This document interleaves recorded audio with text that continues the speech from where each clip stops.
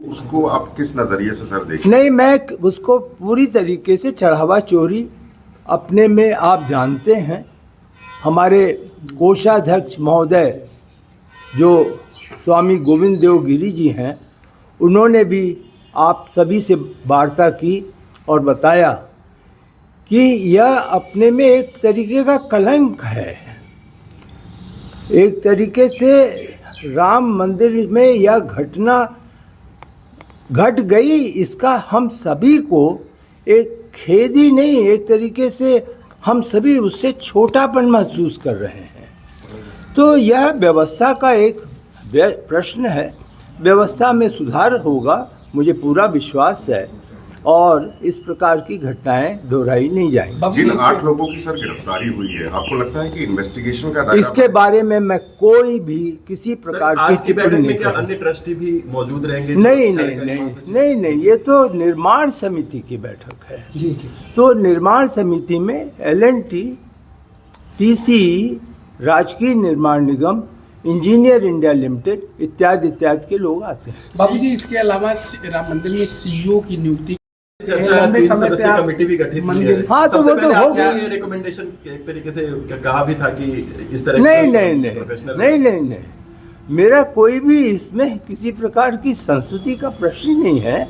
ये तो एक उच्चतम स्तर की समिति बनाई गई है, उसमें आपको मालूम है न्यायाधीश उसके अध्यक्ष हैं संभवतः।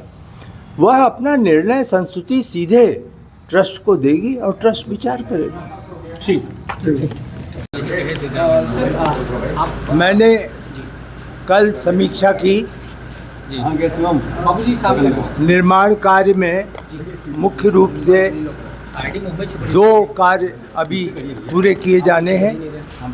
एक जो कि पुराना मंदिर था जिसका स्मारक है, उसे हम लोग पूरा करेंगे। उसमें केवल जो ज्वाला 24 घंटे होनी चाहिए उसकी व्यवस्था बाकी है, बाकी सब निर्माण हो चुका है।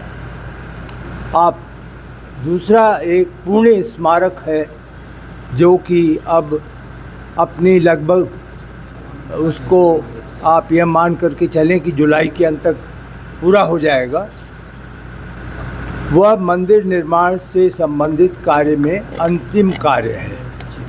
इस प्रकार 30 जुलाई तक मंदिर का सभी निर्माण कार्य पूर्ण हो जाएगा।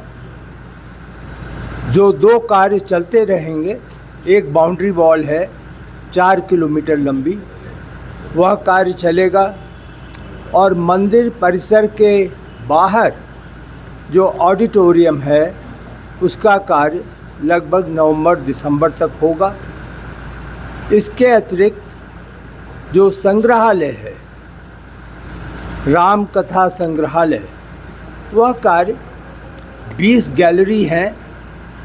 20 गैलरी में सभी अपनी अपनी स्थिति, स्क्रिप्ट वगैरह आप जानते हैं उसके क्या क्या स्टेप्स होते हैं।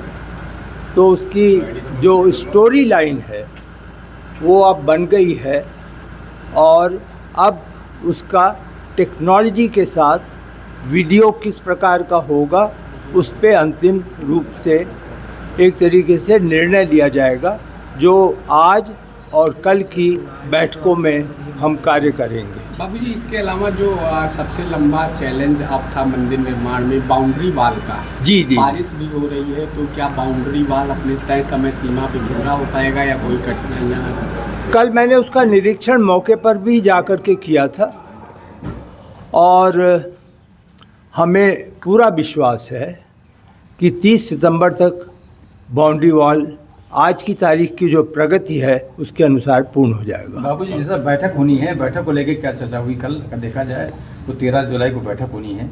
बैठक में क्या रहेगा? कौन सी 13 जुलाई? मतलब ये कहा गया था बैठक होनी है 22 जुलाई को सर, 22 जुलाई की बैठक होनी है। नहीं, मैं उसके बारे में मैं नहीं जानता, मुझे तो अभी सूचना भी नहीं मिली है। अच्छा, कल आप मंदिर परिसर में काफी समय तक रहे, जी, आपने बाकी चीजों का भी मुआयना किया, तो व्यवस्था कितनी बदली है, क्या बेहतर? नहीं, मेरी व्यवस्था का मुआयना मैंने बिल्कुल नहीं किया, वो मेरे कार्य क्षेत्र के बाहर है।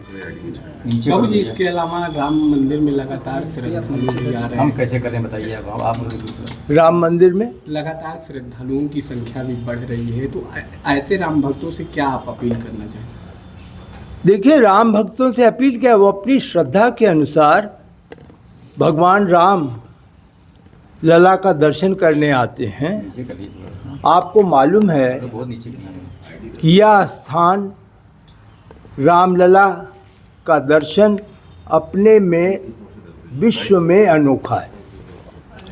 सभी मंदिरों की तुलना की जाए, सभी मंदिर हमारे अर्चना श्रद्धा के पात्र हैं, लेकिन ये जो रामलला का मंदिर है, जो एक लंबे अरसे ये बगल लगा दीजिए इधर। तक एक आप माने आंदोलन चला, उसके बाद भगवान राम अपने पुराने स्थान पर आए हैं। तो ये अपने में बहुत बड़ा मंदिर है, श्रद्धालुओं की संख्या भी इसमें कभी कम नहीं होगी।